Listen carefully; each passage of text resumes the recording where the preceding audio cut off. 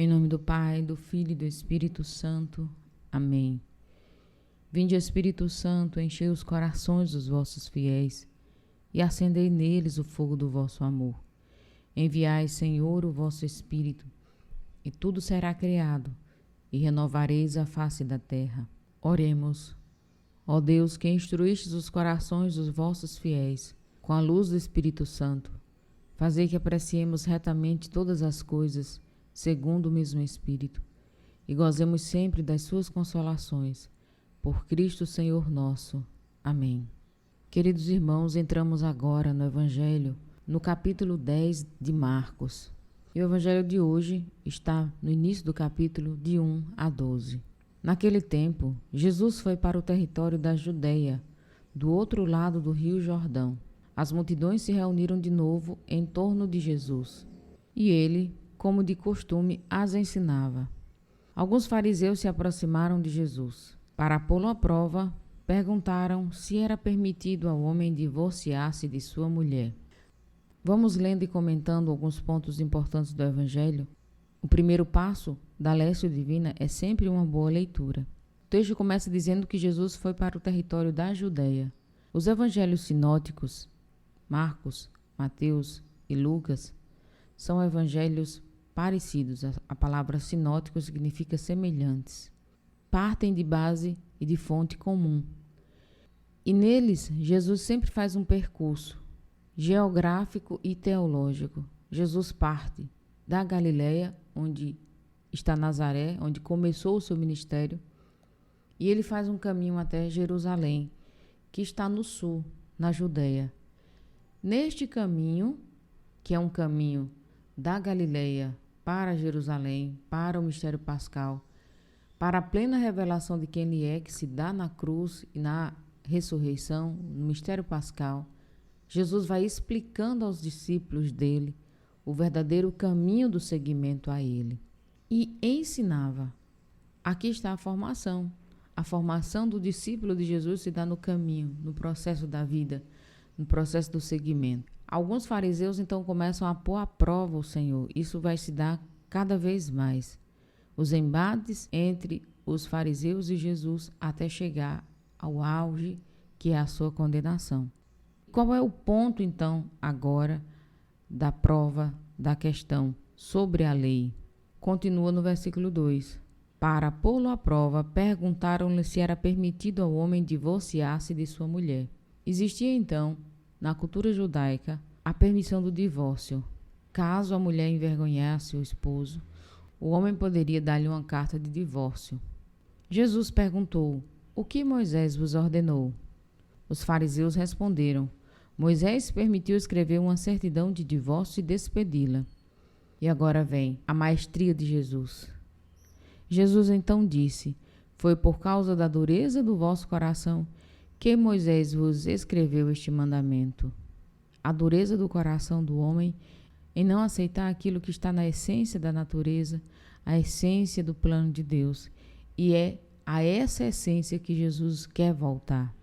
No entanto, desde o começo da criação, Deus os fez homem e mulher. Por isso o homem deixará seu pai e sua mãe, e os dois serão uma só carne.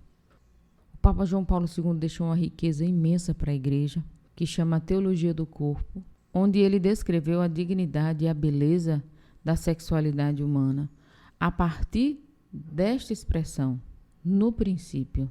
O Papa João Paulo II compreendeu e descreveu o que Jesus então estava querendo levar aqueles fariseus, seus discípulos e aquela multidão à compreensão. O homem ele pode distorcer os mandamentos e a lei de Deus, mas a lei divina está inscrita na própria natureza humana. Veja, Deus os fez. Por mais que nós tenhamos inúmeras conjecturas culturais, ideológicas, mas está inscrito na natureza. A criação de Deus revela o seu plano. Toda a lei divina, toda a lei moral da Igreja se fundamenta na lei natural. Ou seja, aquilo que está inscrito na natureza é o fundamento para a lei moral. Então Jesus, neste pequeno versículo, no princípio Deus os fez homem e mulher, levando toda a compreensão do que é mandamento a partir daquilo que Deus realmente fez o homem e fez a mulher. Ele relata então o início da criação, mas agora ele dá também o seu próprio mandamento a partir dessa lei natural. Portanto, o que Deus uniu, o homem não separe, confirmando o matrimônio em sua indissolubilidade. E em que consiste isso? No fato de que um homem e uma mulher, quando se unem, são um sinal da própria união de Deus com a humanidade. Um homem e uma mulher, quando se unem em matrimônio, já não é mais apenas uma realidade humana, mas quando diz o que Deus uniu, ou seja, o que está sendo selado num sacramento é muito maior do que apenas um casamento. Um casamento pode ser uma união estável de homem e mulher, segundo a lei humana. Mas o matrimônio é uma instituição divina. Claramente a igreja compreende isso. O matrimônio será sempre a união de um homem e de uma mulher. Nessa união humana, quando Deus abençoa, já não se torna apenas uma união estável, se torna um sacramento. É assim que Jesus ensinou. E a igreja não pode desfazer daquilo que o próprio Jesus ensinou e deixou claro para a sua igreja, para os seus discípulos. Em caso, os discípulos fizeram novamente perguntas sobre o mesmo assunto. Jesus respondeu. Então, agora não é apenas a indissolubilidade do matrimônio, mas também a graça da fidelidade. Jesus respondeu: quem se divorciar de sua mulher e casar com outra, cometerá adultério contra a primeira. E se a mulher se divorciar de seu marido e casar com outro, cometerá adultério. Veja que agora, nessa compreensão de Jesus, nessa clareza do ensinamento do Senhor, o homem e a mulher têm a mesma dignidade, têm a mesma responsabilidade. O assunto é delicado, existe a moral da igreja e existem as inúmeras realidades pastorais. No entanto, o que eu quero chamar a atenção aqui é no que Jesus chamou. Quando os fariseus põem a Jesus à prova na pergunta, Jesus volta para a essência da natureza humana. Talvez seja essa a grande lição do Evangelho de hoje. Nós só vamos compreender a verdade de tudo quando nós voltarmos para a nossa essência. Na essência está a resposta. Na essência de quem somos, de quem nós somos como pessoa, de quem nós somos diante de Deus. Diante de uma cultura que distorce a imagem do homem e da mulher, o quanto é necessário o retorno à essência. Não é um assunto simples, mas é um assunto importante. Nós não podemos provar nem condenar pessoa A ou B pela sua opção de vida, nem podemos julgar aqueles que por um acaso não puderam permanecer unidos na mesma casa. Só a particularidade de cada pessoa, de cada realidade, pode ser compreendida e ajudada.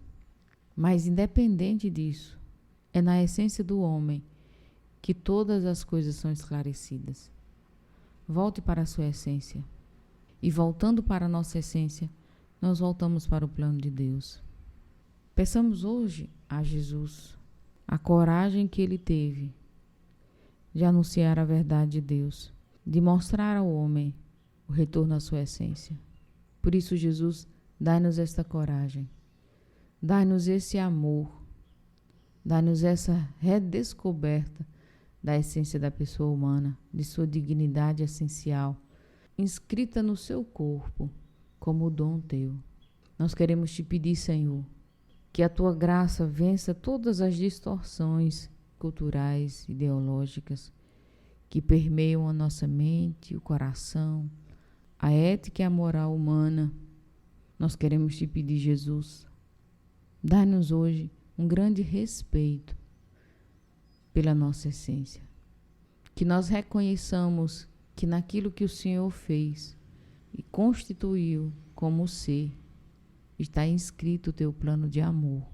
Ajudai-nos, Senhor, ajudai todas as famílias, ajudai aqueles que abraçaram o dom do matrimônio a viverem o matrimônio como casa do amor, em meio aos desafios que cada família vive. Nós nascemos de um homem e de uma mulher. E isso, Senhor, é para sempre. Queremos te pedir que este dom não seja apenas genético, seja também emocional, espiritual, afetivo. Concede essa graça às famílias de hoje e abençoa os filhos e filhas desta geração, para que possam, Senhor, redescobrir a dignidade essencial do matrimônio. Não é apenas uma união, é muito mais. É um sinal sacramental da tua vida que se uniu à nossa vida. Que a graça superabunde nos corações, assim seja. Amém. Guarde no seu coração a palavra-chave de Jesus. Com a sua sabedoria, desfez daquela prova a qual havia sido submetido. No entanto, no princípio, Deus os fez homem e mulher. Assim seja. Em nome do Pai, do Filho e do Espírito Santo. Amém.